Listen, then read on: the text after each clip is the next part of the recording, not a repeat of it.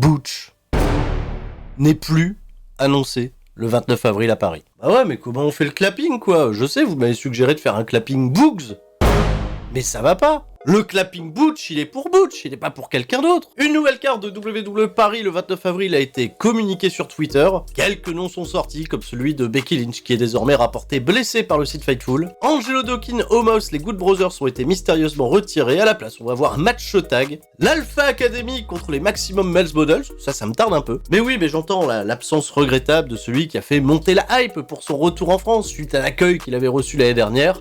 Butch! Alors c'est pas sur ce SmackDown Recap que j'en parlerai le plus, comme promis, j'en parlerai la semaine prochaine pour faire une preview complète de ce show du Live Event de Paris. On va certainement avoir la plus grosse affluence pour un show à l'Accor Hotel Arena, c'est dans une semaine, et j'ai hâte d'entendre les fans de catch français faire un maximum de bruit.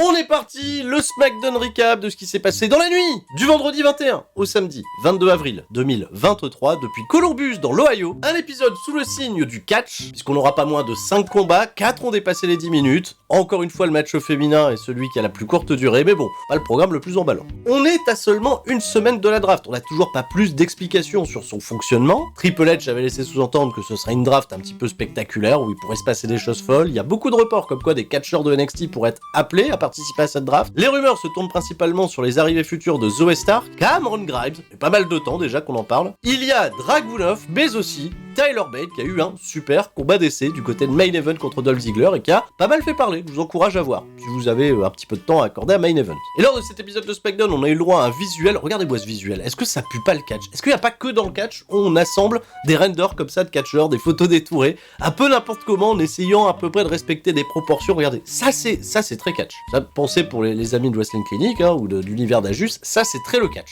Et évidemment, si on regarde la photo d'un petit peu plus près, on constate que Bray Wyatt ne fait pas partie de la photo. Bah non, les catcheurs blessés sont pas vraiment là. Mais on y voit Drew McIntyre, on y voit Becky Lynch. Et aussi lors de cet épisode, je parlerai de 3 combats qui ont été ajoutés à la carte de WWE Backlash, qui je le rappelle, arrive dans 2 semaines désormais, dont un qui fait pas mal parler. Hein? Il fait parler celui... Oula! Hein? Match qui a été annoncé, Finn Balor et Damian Priest font face à Mysterio et Santos Escobar. On reprend ce programme de Latino contre Latino. On nous remonte d'ailleurs l'attaque de Damian Priest sur Bad Bunny il y a 2 semaines. Bad Bunny annoncé pour le futur épisode de Monday Night Raw. De fortes chances d'ailleurs qu'on nous y annonce sa participation en tant que catcheur, pourquoi pas dans un 3v3 aux côtés de Rey Mysterio et de Santos Escobar qui portent déjà les couleurs de Puerto Rico, donc ça va bien. Et bien ce combat à SmackDown était un très très chouette avant-goût, 12 minutes 51, il va y avoir pas mal de catch par équipe d'ailleurs lors de cet épisode de SmackDown avec des configurations différentes. J'ai bien aimé que le match s'écrive de manière à ce qu'on ait 2 hot tags avec déjà un premier pour Santos Escobar qui a eu l'occasion de briller, de poser pas mal de problèmes au membre du Judgment Day. C'est plus Finn Balor qui va prendre les coups parce qu'on a bien compris que le heel numéro 1 du côté de Judgment Day là désormais c'est Damian Priest. Bah oui, Bébou il a été privé de WrestleMania, l'a reconstruit fort. Le deuxième hot tag en faveur de Rey Mysterio, on a tous les faux finishes qui s'enchaînent, mais finalement Damian Priest, comme je le disais, est le plus fort et remporte la victoire pour son équipe de manière clean. Subtile confusion après un blind tag que Santos Escobar a pas du tout vu, il pensait que Finn Balor était légal, pas du tout. Damian Priest termine le combat, victoire pour le Judgment Day, qui refait monter le momentum après sa lourde défaite lors de l'épisode de Raw ce lundi dernier. On nous remonte l'assaut de Solo Sikoa sur Matt Riddle, qui lui a retourné la table des commentateurs sur la tronche. Matt Riddle, il voulait se venger ce soir, il va pouvoir se venger. Ben oui, il va pouvoir se venger ce soir. Comment ça, j'ai dit ce soir? Ben oui, ce soir, dans le main event, Solo Sikoa et Matt Riddle règlent une bonne fois pour toutes le conflit. Match annoncé sans disqualification. C'est pas rassurant quand on voit que Solo Sikoa backstage, il est déjà flanqué des Usos derrière lui, alors que Kevin Owens et Sami Zayn ont été annoncés absents pour épauler Matt Riddle. Backstage, Adam Pearce sur son téléphone, probablement en train de mettre des pouces bleus à cette vidéo. Quoi? C'est une blague que j'ai déjà faite? Ah bon? Vrai? Vous êtes sûr? Non, mais il met des pouces bleus à la vidéo, voilà, il est interrompu, par qui? Par Zelina Vega. Zelina Vega, pareil, LWO, Puerto Rico, et Zelina Vega, elle réclame une opportunité au championnat de Rhea Ripley. Ce qui fait sens. D'ailleurs, bien déter, Zelina Vega, elle est venue avec des shurikens accrochés à ses tresses. Tu vois, la violence du truc, quoi. C'est autorisé, elle a le droit de combattre comme ça. Bon, le match va être officialisé un petit peu plus tard dans le show, et Zelina Vega, pour appuyer son propos, elle menace pas Adam Pearce avec des shurikens. Elle le menace avec une tongue. Avec une tongue! T'as des shurikens dans les cheveux, tu menaces Adam Pearce avec une tongue, mais qu'est-ce...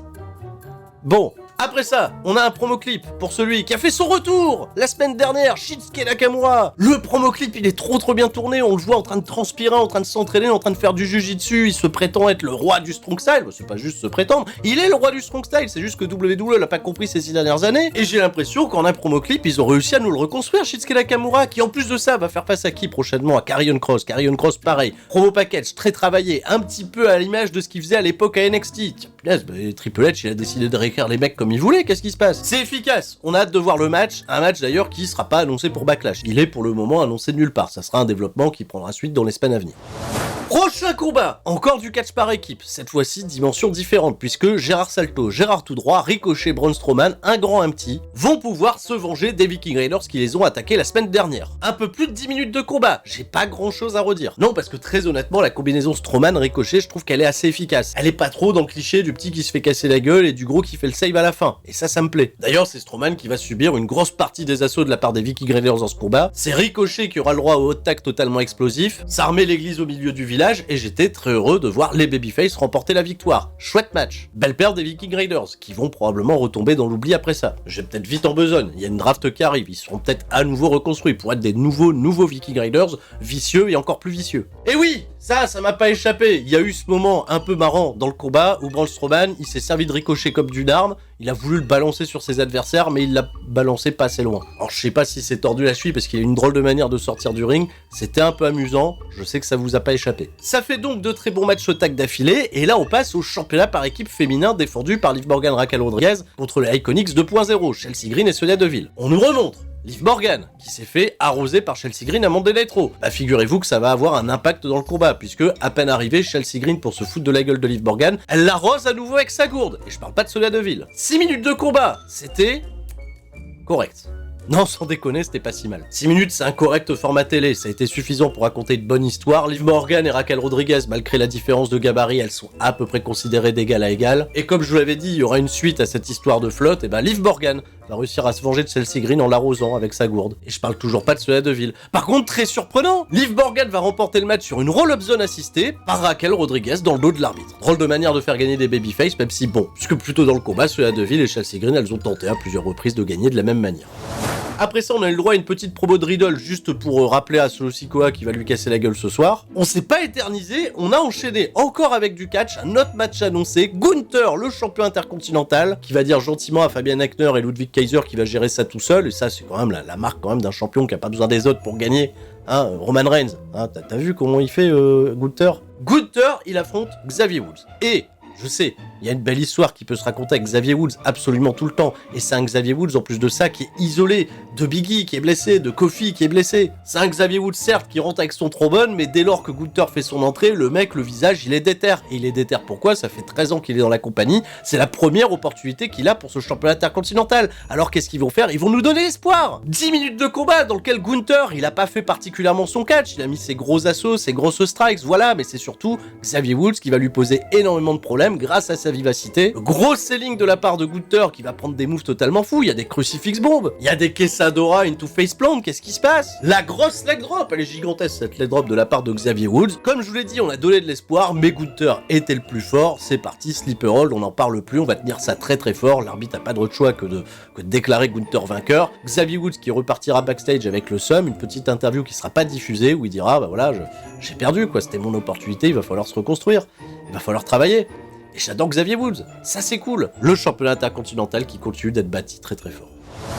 Avant de passer au main event, on a eu un long clip pour promouvoir le combat de la semaine prochaine, très important, c'est un main event de WrestleMania qui est proposé, bah oui. Sami Zayn et Kevin Owens défendent ces championnats par équipe contre les Usos. Et c'est pas sûr que les champions retiennent pour les raisons que j'ai évoquées la semaine dernière. Pendant que les Usos vont venir au ring, on va voir un reveal sur les matchs qui ont été rajoutés à la carte de Backlash. Bon, Rhea Ripley contre Zelina Vega, j'en ai parlé, les shurikens seront pas autorisés, peut-être les tongs. Le championnat des États-Unis va finalement être défendu par Austin Theory contre Bobby Lashley et Bronson Reed. Alors Austin Theory et Bobby Lashley sont très intéressants quand c'est des multi-man matchs. Un peu comme Baron Corbin, même s'il est nul. Comme quoi les triple threats, même si t'es nul, ça peut être chouette. Et enfin il y a ce match qui a été rajouté. Personne n'a compris pourquoi. Omos contre Seth Rollins. Alors j'ai beau fouiller, tu vois, dans les historiques, est-ce qu'il y a eu des interactions entre Omos et Rollins pour justifier un combat? Je sais plus, faut remonter quoi, 2 ans en arrière, ils se sont croisés viteuf backstage. Rollins, il a levé la tête, il a vu qu'Omos, il était grand. Bah oui, bah normal, comme tout le monde, quoi, le mec mesure 2m198. Internet, on est resté totalement Kevin Pantois, bah je veux bien le croire. Bah en fait, je pense qu'on est un petit peu tous habitués à la WWE qu'une rivalité justifie un combat. Quasiment tous les matchs de pay-per-view sont construits comme ça, pas pour les weekly, et encore, c'est souvent des mondes qui restent très très fermés. Le principe d'annoncer un match et de construire la rivalité après, il est pas si déconnant. Bon, je sais, ce qui dérange peut-être le plus, c'est que Omos, c'est pas le catcheur du siècle. Il est là parce qu'il est grand. Bon, bah il a le droit d'être là parce qu'il est grand. C'est juste que bon, Omos, il a servi de paillasson pour beaucoup de gens dans les grands rendez-vous, hein. Braun Strowman, Bobby Lashley, Brock Lesnar à WrestleMania. Et Seth Rollins, quant à lui, il a gagné contre Logan Paul à WrestleMania certes, mais derrière, il a pas du tout de programme établi. Un très bon match contre le Miz, et du momentum a continué de bâtir jusqu'à, je sais pas moi, avoir une opportunité au championnat universel indisputé de Roman Reigns, par exemple. D'ailleurs, Roman Reigns, le 27 mai, à Night of Champions pour ses 1000 jours de règne, il va bien falloir qu'il défende le titre contre quelqu'un, on va falloir bâtir un challenger. Bon, le temps nous le dira, et si ce challenger c'était pas Seth Rollins? Et si l'idée de Triple H et de l'équipe créative c'était pas de donner cette grosse victoire à Seth Rollins contre un mec qui paraît gigantesque, mais bon, que tout le monde a battu, pour pouvoir l'amener très fort contre le chef tribal d'ici Night of Champions, l'Arabie Saoudite. Bah l'Arabie Saoudite, ils sont capables d'acheter un gros match de championnat, ils ont peut-être même acheté, ils ont peut-être rajouté un billet pour que Roman Reigns perde le titre là-bas. Alors, contre Seth Rollins, pour finir l'histoire, c'est facile de raconter une histoire entre Seth Rollins et Roman Reigns. Ok, ça reste du fantasy booking, j'essaye de comprendre pourquoi on nous propose ce Omos Seth Rollins. Est-ce que ça va être bien?